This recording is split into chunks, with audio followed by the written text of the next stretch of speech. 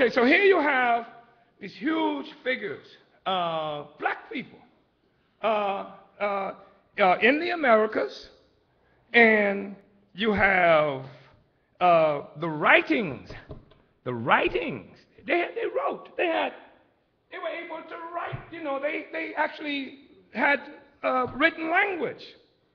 That if you see the written language, it looks like the writings in Egypt 7,000 years ago. And the language they spoke was similar to languages spoken in what they now refer to as Mali and in parts of Nigeria, what they now call Nigeria. This is the language that was spoken by this group of people who were there 7,000 years ago. And if you go to the ruins, calendar 365 days, with some days falling on the same days as the calendar, some events in Egypt. There is at one of what they would call a temple. I don't know if it was a temple or not, you know. I know there was no pope associated with it. There's a hole about this big in the temple, right? And at certain times in history, I don't know if it's a certain time of the year or after so many years, the solstice, is that it, the solstice? And what is it? Is it that comes through the light? Is it it looks like a baby is being born and a bright light comes through that hole, that it lines up with an object in the solar system, right, that shines it right through that hole. Now this was 7,000 years ago that the Olmec were here.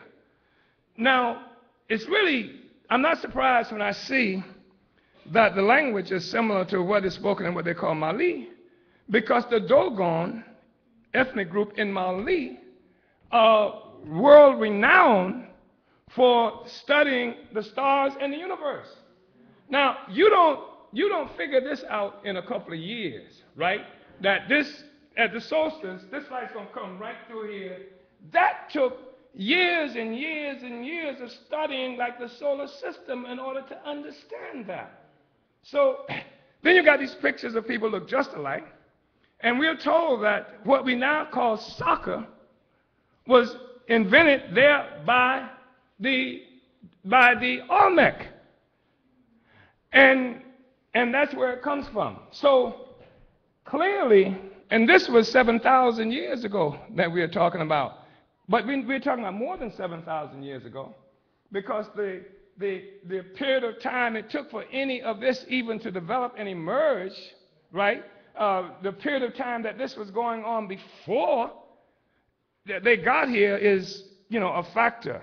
So my point is that even BW, right? That there were collections, groups of people who had common identities, and I just find it extraordinary when I look at the Olmec and study some of the history of the Olmec. And I'm not, by the way, even though none of the tour guides who took us to the ruins, what do you call it, voluntarily, gave us this information. They all know it. If you ask them, they will tell you about the Olmec. And they would say things like, oh, that's the mother culture. That's who brought the science and what have you here. And they know it well. And, they sell little figurines, little of the heads, et cetera. But that's my basic point that I want to make is that, at a time, before Europeans could flick a bic, something else like that, that people were really engaged in living and had civilizations and magnificent societies and things like that. That's the basic thing I wanted to mention. But this discussion of nations and nationalism is something that we come to in part because of a point in history where you saw the advent of the rise of what we now know as Europe and what we refer to often as white power. So that's part of what helps to shape this discussion. The other thing is this. All phenomena, social phenomena that we talk about and that we define is defined for a reason. That we talk about the question of a nation, again, not because there's some scripture someplace, some hidden scroll that somebody discovered in a cave a long time ago that says there are supposed to be nations, but in the course of human development, we run into all kinds of issues and problems which must be solved to allow for further progress. They have to be solved. That's why we ended up talking and stuff, you know, as a consequence of, you know, we learned to use the hand and to work, and that's a part of the basis for people, you know, having to, you know, and having to come together collectively to do stuff. We had to learn how to communicate and talk in order to move forward. It's not, I mean, I know it's biblically written that in the beginning there was the Word, right? But somebody said it, you know, and in order to get to the place where they said it, there were certain kinds of problems that we had to solve and collectively. And so that's, you know, that's the basis of language, even the development of the brain. You know, the brain is, you know, it's come to the conclusion that it started it all, but it really didn't, you know. It's just the hand can't think. That's why it doesn't know that it was the origin of this thing, right? But I want to read you this quote. I don't know this guy. I didn't have time to really research. Anybody know who Massimo D'Agrio in Italian was? I just butchered the name, so you probably know it and don't know it, you know. But this was early on, maybe the 18th or 19th century, because most people who speak of Europe and the advent of the nation characterize the 19th century as the era of nation building in Europe. Isn't that something, the 19th century? And this person made the statement, we have made Italy, now we have to make Italians, right?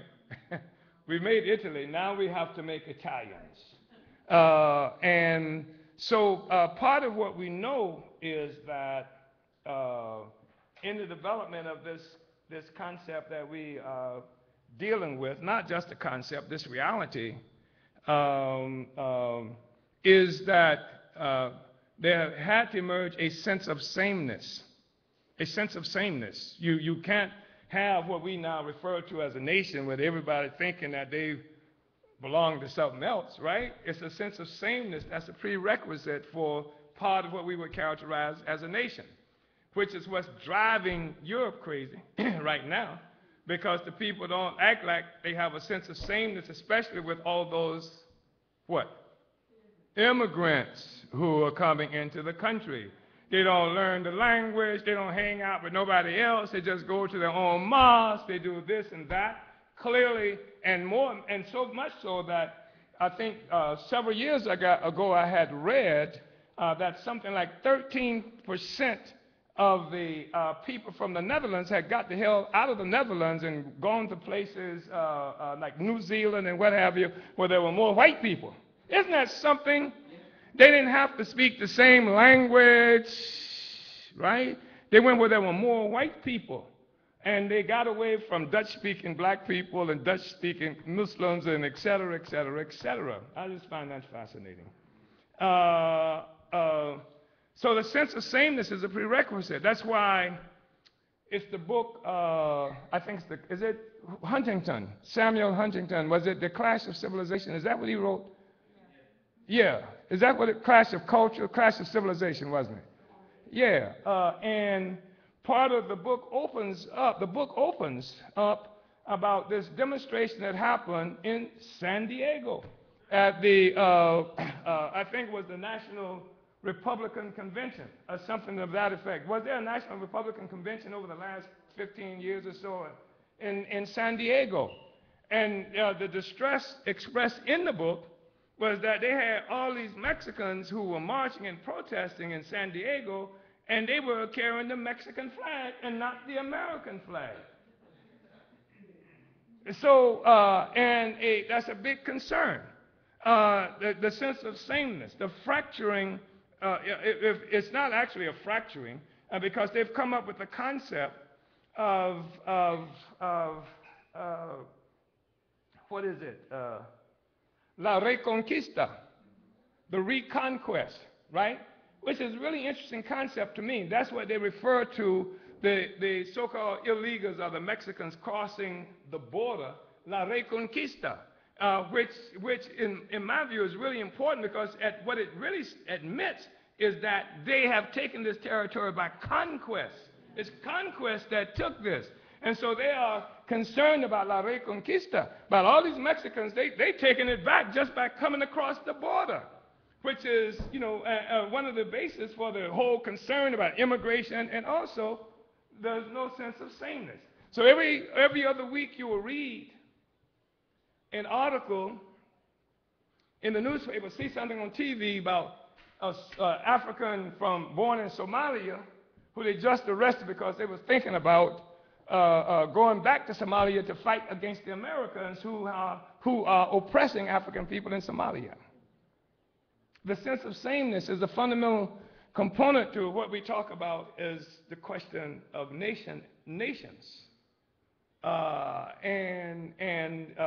That is an issue. So you see the immigration question, and you do have a problem, because our position has been a long time that America is not a nation. It's a prison of nations. And there are all kinds of people who live here who don't have a sense of sameness at all. That's why they say Obama is not a quote-unquote American citizen, because he ain't like us. And I'm listening on radio, popular so-called progressive liberal radio today, and they're talking. These are our friends. These are our friends who are making statements like how it's not strange that people are concerned about people who are not like Americans. And they mean that about Obama, and they mean that about all the other people, and they say without saying that Americans are white people. And in this country, you tell a lie. Anybody who would say that there's a sense of sameness, that at the only time people are when they was jumping out them buildings on 9/11, we're all the same, we shall overcome, right? Or at the moment that Africans discover our own identity, especially in the 1960s, and that whole movement started developing, before we'd be torched and damn near beaten to death by calling ourselves Americans. I'll never forget the scene in Boston, Massachusetts, during the struggle around desegregation, where this white man used the American flag. Do you remember that on this staff, and almost clubbed this African to death? This whole assumption we are all the same, live in the same neighborhoods, go, et cetera, that's nonsense. And even today, with all the cover-up, it's ridiculous. Everybody knows that's not that assumption we are all the same. We hear the jokes and everything else, and see the attitudes and that prevails in this country. All you got to do in any city where we live is go to the online newspaper and read about any article that says something about black people, and see how ordinary white people are commenting. The most venomous language that you can imagine. It's Klan talk. It's worse than Klan talk. You can get over Klan talk because that's some ideologically based, it's all got the same sound routine, but this stuff is vicious. There ain't no sense of sameness here. But the thing is that there's this ongoing thing to give the impression of that, and of course,